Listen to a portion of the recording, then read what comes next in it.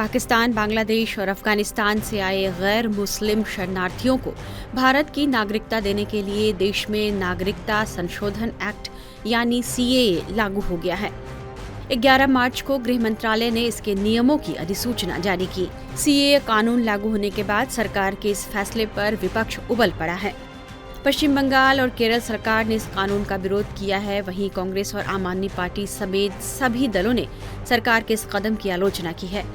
विपक्ष को लगता है कि सीएए दरअसल एनआरसी लागू करने का पहला कदम है। पश्चिम बंगाल की मुख्यमंत्री ममता बनर्जी ने कहा है कि अगर देश में सीएए लागू होता है तो वे इसका विरोध करेंगी। ममता ने कहा कि सीएए और एनआरसी पश्चिम बंगाल और उत्तर पूर्व के लिए संवेदनशील मसला है और वो नहीं चाहती कि लोकसभा चुनाव से पहले देश में अशांति फैल जाए। ममता ने कहा कि यह एनआरसी से जुड़ा है। वहीं सीएए लागू होने पर एआईएमआईएम प्रमुख असदुद्दीन ओवैसी ने भी कहा है कि बीजेपी का मुख्य मकसद एनआरसी और एनपीआर लागू करना है। मैं देश को ये बताना चाह रहा हूँ कि मैंने नहीं, मौजूदा अभी प्रेजेंट होम मिनिस्टर ने पार्लियामेंट में कहा था मेरा नाम लेकर के ओवैसी जी एनपीआर भी आएगा, एनआरसी भी आएगा।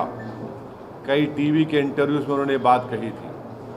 तो हम ये बताना चाह रहे हैं कि सीएए एक्ट को सिर्फ आप सीएए से मत देखिए, इसको आपको एनपीआर से और एनआरसी से जोड़कर देखना पड़ेगा।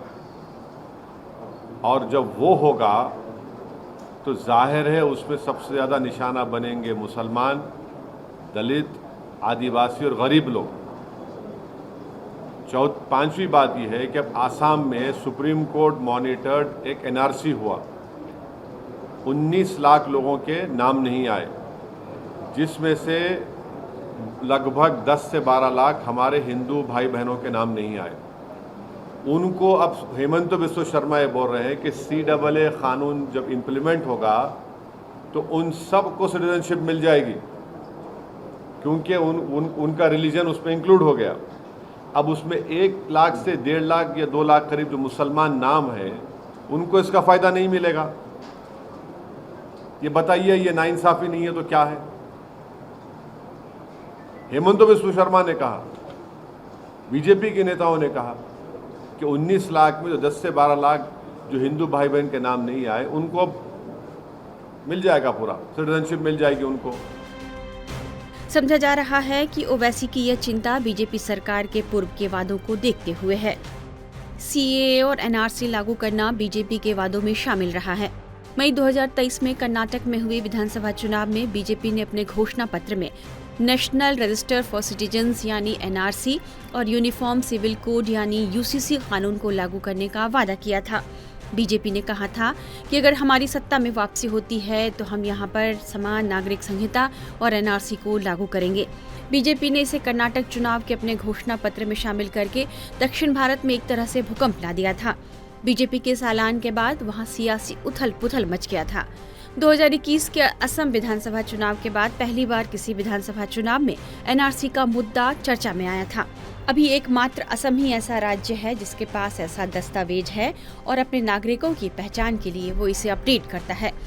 हालांकि कर्नाटक में बीजेपी की सत्ता में वापसी नहीं हुई, लेकिन समझा गया कि यूसीसी की तरह एनआरसी, जिसमें पार्टी के सत्ता में लौटने पर सभी अवैध प्रवासियों को वापस भेजने का वादा किया गया था, इसका जिक्र घोषणा पत्र में करके बीजेपी ने एक टेस्टिंग की थी और एनआरसी का मुद्दा छेड़कर कर्नाटक में अपने हिंदुत्व के एजेंडे को धार देने की कोशिश की थी।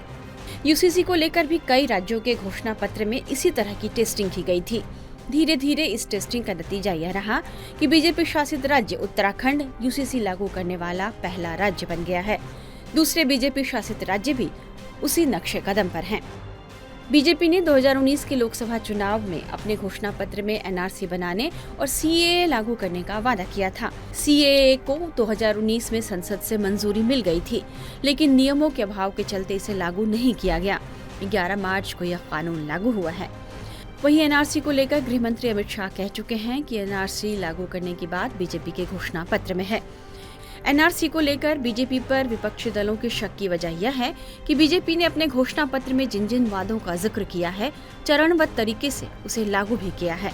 बात चाहे अयोध्या में राम मंदिर के निर्माण की हो या जम्मू कश्मीर से अनुच्छेद 370 हटाने से लेकर सीएए लागू करने तक, इन सभी वादों को बीजेपी ने पूरा किया है। यही वजह है कि विपक्षी दलों को लगता है कि 2024 के लोकसभा चुनाव के बाद बीजेपी सरकार इस पर भी कोई बड़ा कदम उठा सकती है। टाइम्स नाउ नव भारत डिजिटल की रिपोर्ट।